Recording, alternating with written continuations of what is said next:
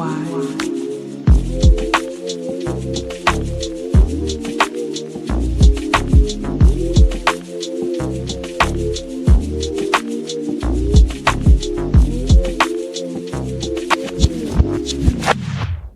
everyone. This is Danny Smith with Wild Seed, the podcast. Today, I'm here with Darryl Reese.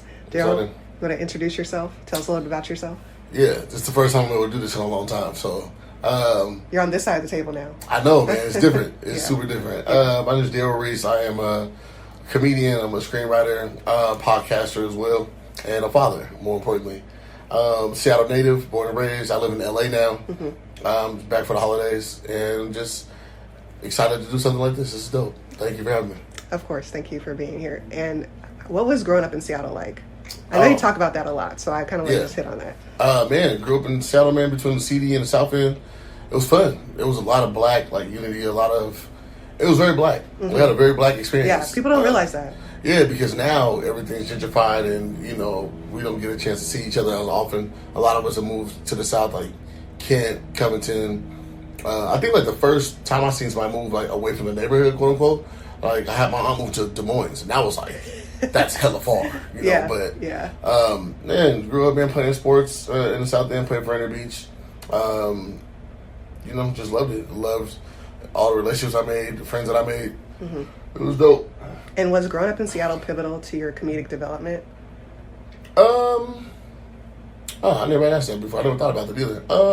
I'm not sure. I'm sure the way that I tell jokes or the way that, our sense of humor here, because we bag on each other a lot. That's very Seattle culture is. Yeah. You're going to clown the homies. Do you think that's black culture or Seattle culture? I think it is black culture, but I think there are different subsets, right? Like the way that we clown here is different than the way people clown in Atlanta. Okay. You know what I'm saying? Can you give me an example? Just some of the slang, we'll say hella or filthy, stuff like that. People don't like that. Oh yeah, when you travel, and that's what I'm saying. But you notice some of the things that we glorify from other places. Right. Seattle adapts it. We glorify it. We lift it up. Other places they reject it. So but I do think it was kind of impactful for me. It's growing up here and being able to just see some of the things I saw, meet some of the people that I met. Because we're really Bay heavy here as far as the influence. Yeah. And so, when you go different places, you take that with you. Right. And you can see the differences immediately, especially with some of the especially down in LA where it's a melting pot of everybody from everywhere. Yeah. I feel like it's becoming more and more like that here too. Yeah. Culturally speaking. We have a little bit of everyone just kind of like that. But I do think it has to do with so many transplants coming. Of course. How did you know you were funny? I knew I was controversial before I knew I was funny. I didn't think it in terms of being funny. Okay. I knew that the things that I said people paid attention to. Right, okay. Growing up, I always wanted my own radio show. I used to intern for DJ Hyphen and Jay Moore at KUBE 93. Rest in peace to Jay Moore. And they had the Sunday night sound session. And not only did they play music, but they had stints where they would talk. And I always loved morning talk radio, KUBE 93. So I always wanted to do that. And then so we would create platforms, or we would be on the Facebook videos before a lot of people were doing it. Just giving think pieces. We had a little documentary that we filmed some years ago, and I just knew that I always had controversial takes or the unpopular opinion, and then it was well, how do you make it to where people can digest it? Because I'm gonna say something that people may not like, right? But it has to be digestible, so it's gotta be funny. And so I just started trying to get people to like it more than they agree with me. What was your delivery like when you were being controversial versus being comedic? I would just say stuff, and I'm not sure why people always paid attention to my voice, but I always knew that whenever I would say something, people would tune in. So it was first it was just controversial, or I'll be mad, or I was charged up a certain way, and that's not good for any take, because then people feel like you're just being super passionate. And then it was well, okay, let me throw a little bit of comedy in there just to make people feel a little more at ease, and can hear me a little bit more. Yeah. If you make somebody laugh, then you got them open, Well, how did you know to naturally do that, though, to add a comedic factor to whatever you're saying? It wasn't natural, to be honest. Okay. It was calculated because I wanted to be heard, of course. Anybody who speaks a lot wants to be heard. Yeah. They want, their opinions to be valued. But I was but people aren't hearing me, they just feel the way. Now I want you to really hear me before you think to break down what I said. Okay. And so that's when we start cracking jokes and stuff like that. But you're an adult at this point, not a... I think I might have been in my early 20s. Okay. Yeah. Okay. And what was your first gig? I mean, I know you did interning with KUBE 93. Did you consider that a gig, like a comedic gig? Not a comedic gig, no. Okay. But I've always wanted to do documentaries. I love just the human experience and documenting it. So that to me, again, along with like morning radio, things like that, they all play into the same thing for me. My first actual gig, like doing stand-up, yeah. I got hired to do stand-up, I think I was like 21 or 22, and it was at the Red Lion, I think, over in SeaTac. And they gave me a 10-minute set, which was terrible. You cannot, if you don't have shit to say, you better not get on there and not, because you don't know how to tell jokes. You don't know how to captivate an audience. You don't know none of that stuff. And so you don't know how to not step on your own jokes and things like that. So it didn't go really well. It didn't go too well. But it never discouraged me. Okay. I just knew I didn't know how to do it. How do you know it didn't go well? I didn't get invited back. There was no second invite back to the... Did anyone laugh? I got some laughs. Okay. I wrote some jokes, but I don't know, how well they went over. But then I started repeating myself on certain things, and I just wanted to fill the time. And that's terrible as a comic. You're trying to fill the time. Okay. And you describe yourself as a comedian and an entertainer. Can you tell us the difference between the two of them? Because everything's not funny all the time, right? Sometimes when you're entertaining people, you're just holding attention. As a comedian, your job is to laugh and to educate, or to make someone laugh and to educate at the same time. But entertainers, they do a plethora of things, right? Like you wouldn't consider a dancer a comedian, right? No. They're just supposed to be able to be knowledgeable about whatever it is you're speaking about. Again, hold someone's attention. That's entertainment. Because I write as well. Okay. So do you write jokes for other people? I have. Yeah. Okay. Not often. I'm not. I think at that point, I think you got to be really, really good. I'm decent, but I know some really. Can we curse in here? I know some funny motherfuckers, man. And I'm not the funniest person in my group, so I don't feel like it's my place to write for other people just yet. What about like doing skits? Would you ever consider like writing a skit for? Oh yeah, absolutely. Yeah, writing skits, writing sketches, things like that's different. Because it's more situation based, as opposed to you're writing a joke specifically tailored for someone else. How would you define your comedic style? Man, I don't know just yet still, because I'm still so new in my journey. It's only been like 2 years, Only 2 years? What? It's only been 2 years since I got back into like taking comedy serious, and having that opportunity. And so I still don't know. I'm just trying to make people laugh. And, you're still in development. Yeah, but somebody told me, one of the homies told me recently, he was like, I can tell that you write your jokes. He was like, it's really well thought out. He was like, you do. I had a joke about Hunter Biden, and I have a joke about like the Biden family. And he was like, you can talk about like politics really well. And I was like, man, do I want to be that type of, the type of, I want to be well-rounded, and I want to be somebody who's educational and informative. That's what I would like to be, I listen to Bill Burr a lot. You listen to Chappelle, and you hear these guys talk about, just like the political climate. And you want to be able to do that in a funny way, of course, But I do think, like, I want to be able to be intelligent with whatever I deliver. I know you say you're in LA right now. You're home. So where are some of the places that you performed? Like memorable places that you've performed? In LA, my biggest opportunity was at the Comedy Store. I did the Comedy Store. I think I saw that. Was that on YouTube? No, I don't have that. I wish I had that on YouTube. Okay. But I did the Comedy Store for a quick 5-minute joint. I did the Hollywood Improv for a 7-minute set, which was like, at that time, I almost flipped out because I was like, I'm at the Hollywood Improv. Like, these places you see, done Flappers in LA, done one of my dudes runs with the Cookies Mike in LA. It's downtown. It's not as popular, but I love it because I love Sean, and Sean, I love, shows he puts on.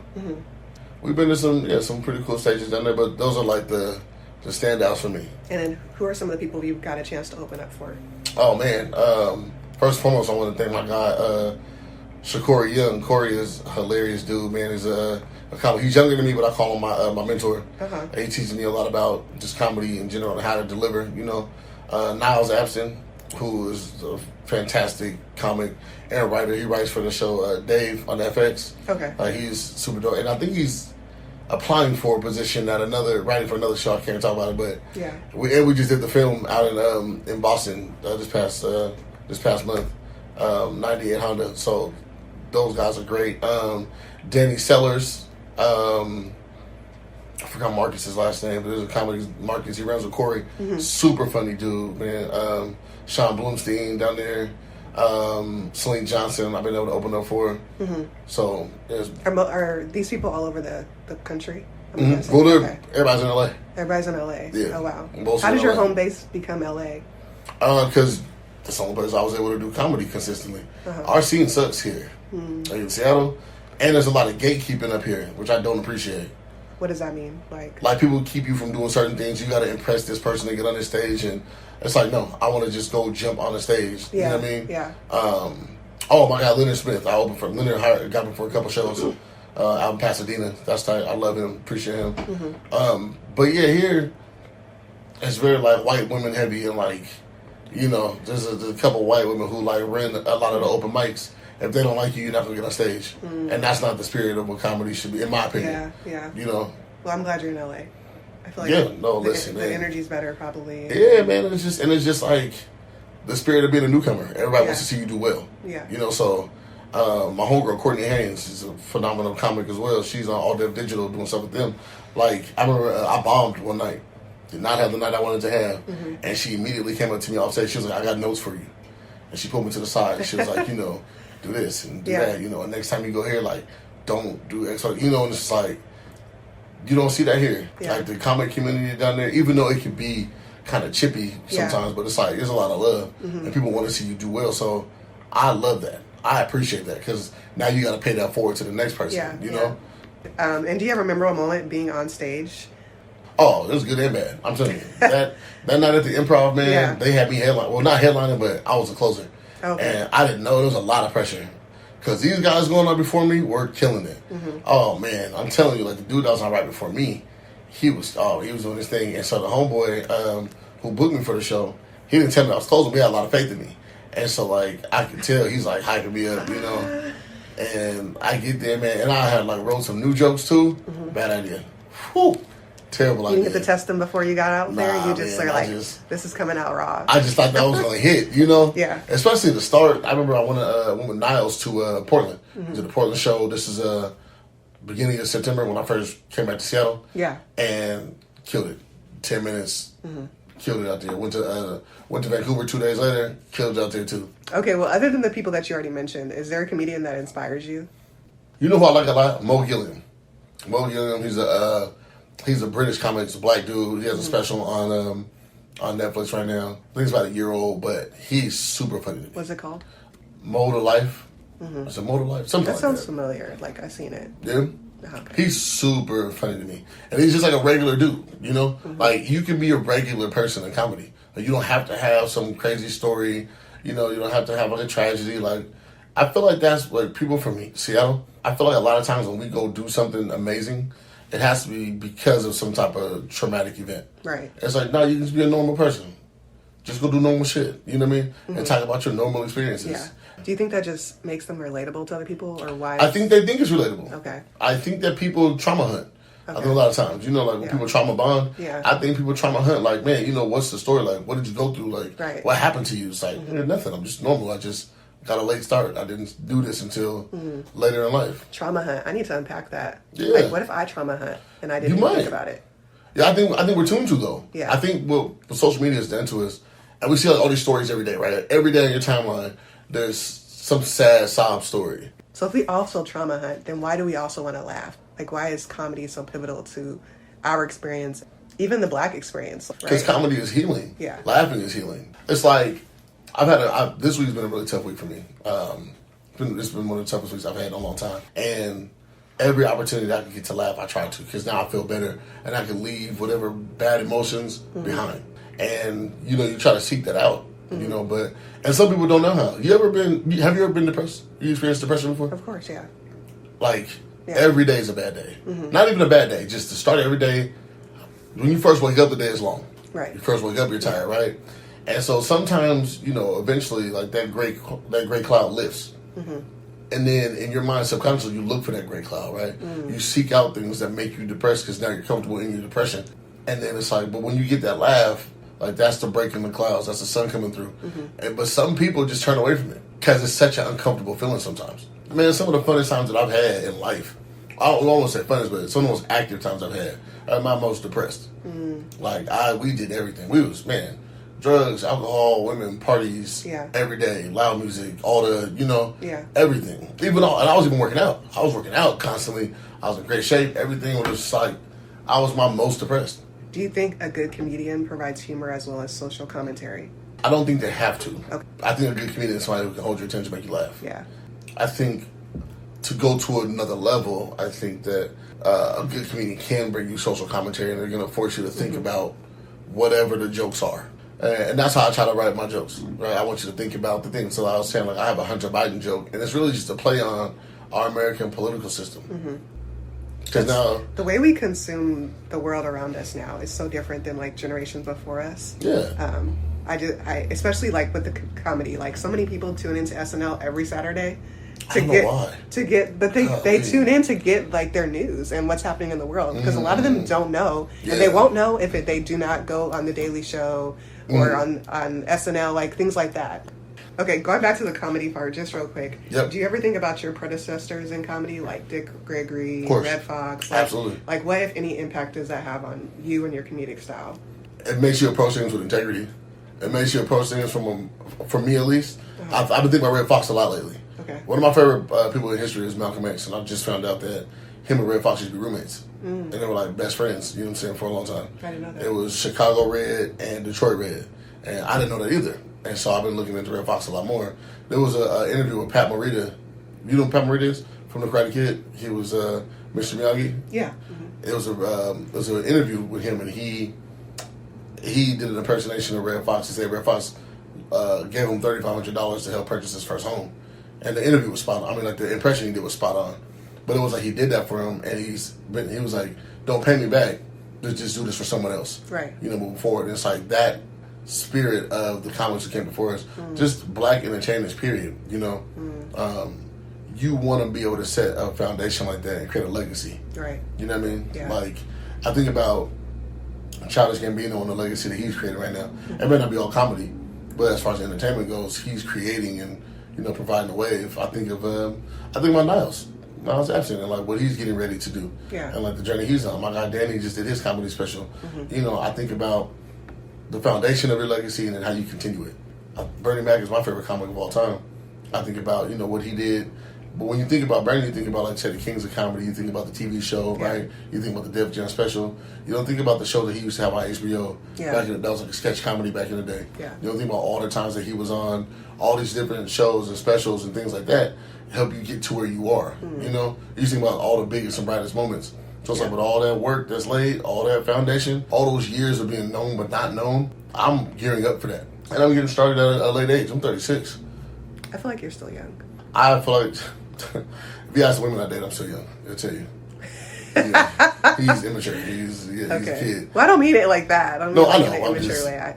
Part of the reason that I am just now finding out myself, because I had to like unlearn a lot of stuff that I adopted when I was young. Yeah. And then find out who I really was and what I really wanted to do, not what other people wanted me to do. Of course. So I don't know if that like, you know, resonates with your story exactly, but Yeah. that's a huge part of why it was really a moment for me that made me say, okay, you know what? I want to do this. I don't know what I'm doing, and I found out more and more as I started doing it that I did not know what I was doing. But now, That's the thing. Yeah, here I am, and I'm like, okay, I'm doing it. Okay, Yeah. I'm figuring it out. Even with this, like you helping me with the podcast and stuff like that. Like I'm gonna make mistakes, and it's okay to make mistakes until I get to where I'm going. But still make mistakes then too. When I played football growing up, I had a coach who said, if you're gonna make a mistake, make it big. Like if you're gonna miss a tackle, you better go blow somebody else up. Or you better, you know what I mean? If you don't do something, like if you don't make a mistake, make it big. I tell my daughter that too. Yeah. Like she plays volleyball now. So it's like, if you're gonna be on that court and you miss, you know, like returning a serve or whatever, you better dive hard. You better lunge after the ball. You know what I mean? If you're not gonna serve over the net, you better destroy the net. You know what I mean? So whatever it may be, give your all. And so we're gonna make mistakes, period. Yeah. It's just gonna happen.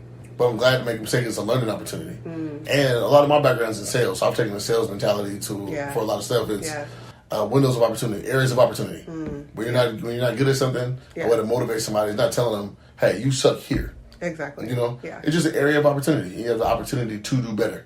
You have an opportunity to be greater at whatever it was before, so you can improve. Yeah, I don't think I was given that language until I became an adult. Yeah. That it was an area of opportunity. It was like, you messed up. Yeah. Like, you made a mistake. There was no, like, okay, now let's move on and, like, figure it out from here. Right. It was just very dismal in that moment. So I think I had to, like, give myself the grace to understand that all my mistakes are learning opportunities where I can grow. But you got to be with like a mentor, somebody who can give you that verbiage, right? And that confidence. Yeah. And if you mess up again, then it's familiar. You don't even care about it no more. Exactly. If somebody tells you that it's an area that you can grow in, now it's like, okay, I'm going to try not to make that mistake. And if I do, damn, I'm down on myself and I want to improve. Right. I noticed you do that with your comedy, too, with your friend giving you notes and say, hey, try this, do this. Yeah. So, like... I was in sales from the time I was 18 years old till yesterday. You got to think and be more positive, but that takes work. And you got to train yourself to be positive. It's not just a natural mindset. It's easy to get down. And because some people want to beat you down. Like, you know how many times... And your other art forms that you're interested in, you do photography. You said documentaries. Screenwriting, podcasting, yeah. Okay. Tell me a little bit more about that. Like, how did you get into all those things? Yeah, and I got to whittle it down. I have to right now. You do? I'm trying not to do photography so much. Why? I have a focus now. So you can't just be scatterbrained and be everywhere, you know. I have things that I want to grow in. I think there are some things on the outside of that. Yeah. Like photography. I love photography. I do. But I don't have the time to dedicate to it like I would want to, you know. Screenwriting got into because I want to make films. Okay. And there's no industry here. Documentary films or just any kind of just film, period. Okay. I love cinema. I love film. I love movies. And then documentaries not doing so much either. I want to get far into my career acting and comedy. And then once I buy myself some time and I can go do... I'm not sure if you've seen, it's like a recent string of like athletes, like former athletes who are now photographers, like in the sport that they play, right? Like Randy Johnson from the Maryland, he's like a photographer. King Griffey Jr. now is a photographer. Like a lot of these guys, but they had a career already that they were great in. Yeah. Now they're doing whatever their passion shit is. You know what I mean? I need to stick to the thing that I'm great at or going to be great at first. Yeah. Let me get far into that and then afford myself an opportunity to do something else. I love writing scripts. I love telling stories. You know, that's where documentary comes from. Do you have a favorite film? My favorite one, probably Malcolm X. But if my favorite action film, though, is Mission Impossible 3. My favorite romance movie is The Notebook. Wow. I did not expect you to say that. I love that movie. Really? I used to hate that movie. Why? Is it the story? Is it the script? Yeah, it's the story. I don't even know what it did. The filmography? No, but I do like the setting of the film, though, in the South. Yeah. Like, I think they were in Savannah. I've seen it, but it was such a long time ago. Come on, though. You kidding me? I've seen it one time, and I was like, ugh. You said ugh? Yeah, I know. Don't be mad. I'm super skeptical of, like, love stories, so it has to really because they're kind of cheesy. Kind of. Like, my favorite love story is probably Casablanca, but it's not for the reason everyone else loves it. It's because of the ending.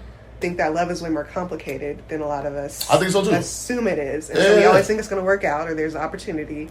I think the reality of it is that you may not be with the person that you love the most in the world. I'm with you. Yeah. Look here. Yeah. You and I, right here. So, connected. Look. I mean, like, I have loved a lot of people, but I don't think, like, I wanted to be with them. So, like, and that's true. I think that's a love story, too. It is. Like, I appreciate you. I love you. And that's how stories should be told, right? With realism and truthfulness. But right? I'm not a big fan of love stories in that way. Like, because that's a traditional, like, lovey-dovey. Yeah. I get what you're saying. But I think I like it because of that. I think I like the dedication to it. I like the storyline. And I'm a sap. I am. I love romance. I'll say this. And there were times I wasn't the person that I thought I was in that relationship. And what we do, I think, as arrogant people, anybody who's confident in themselves has the ability to be arrogant. And I think arrogance kills a lot of what your growth could be. I overvalued a lot of what I brought to the table, and I thought that was going to be enough. I thought these things that are really intangible, I thought they were going to be enough to sustain and get us to a different place, right? When I wasn't paying attention to what was tangible, and I wasn't being accountable, when it comes to finances or, whatever else. Yeah. And it's like you can overvalue yourself. Arrogance kills a lot of shit, I think, and I didn't see it until it was done already. Now that it's done, I'm trying to go back and be like, look now though, look at me now, look at the great job I have now, look at the money I have now. It's like, bro, it's too late, So that's why, like you said, bro, love it's not just a straight line. It's not just, I love you, but I can't be with you. Yeah. Yeah. And you love me, but you don't want to be with me for whatever reason. And I've given you that reason. Yeah. Okay, so where do you see yourself going from here? But just doing shows, though. Doing films. I just, we wrapped the film 9800. I was assistant director on that. And I love that role, being an AD. I've been an AD before. So just being involved in more film projects from a production standpoint. Helping some of the homies out with their comedy specials. Corey's birthday is December 3rd. We're going to do his comedy special then, but we pushed it back. Now we're doing it February 11th in Chicago. Okay. If there's anybody in Chicago who's listening to this, come on out, man. Come on out to the I.O. February 11th. But just helping produce. I want to be the Robert Townsend to all my friends' projects. I want to help produce, write, help, put people's shit on. People don't realize how much he does. Or has done. Yeah. Yeah. Amazing. I don't think people know that he, like, produced Raw for Eddie Murphy. Mm-hmm. You know what I mean? Yeah. Like, that's Robert Townsend. And then he had his own show. And he's done several movies. And he wrote on this. And he was just recently in a show, The Bear. And I want a career like John Mulaney, the white boy comic. You know the show Big Mouth? John Mulaney's amazing. Yeah. He has a new comedy special out. He talks about, like, his, drug usage. And white people get to do that. White folks can talk about their drug addiction, whatever. Do you see animation in your feature? Like, some of course, type of animation? So I have a script now that they want me to turn into a manga first. Okay. Instead of just, because I wanted to go straight cartoon. Mm-hmm. I wrote the script. I wrote like 4 episodes. And I gave it to a couple of the homies who were interested in animation. Yeah. And they were like, let's turn this into a manga. If you get the manga fans, they're automatically going to watch the cartoon. That's true. It's really hard to go in reverse. Well, so this is going to air the end of the month. Do you have anything like in December that you want people to like tune into? Share? No, we have our Ugly Sweater Party, December 16th. You should come out. I'm trying to turn it into a comedy festival every year. This will be our 3rd year doing it. Last year we had over 100 people come out, so it was... Where is it at? It'll be the Jackson Street Apartments, 23rd and Jackson, right across from the Starbucks over there. It's going to be lit, man. I'm super excited. Are we taking the donations? Yeah. Okay. We need some donations. You guys, it costs to put these parties on. So if you guys need to, somebody throw us a couple bucks, man, some alcohol, some sponsorship, some something, we can use whatever we can get. Yeah, like I said, I want to turn it into a comedy festival because I know there's Nate's in Tacoma. Nate Jackson, shout out to him. Yeah. But there's no black comedians in Seattle doing anything for Seattle. I'm born and raised here. I want to be able to bring something back here. Well, thanks for providing some more insight and understanding about the comedic culture here. Thank you for your time. I appreciate you being here. Yeah, of course.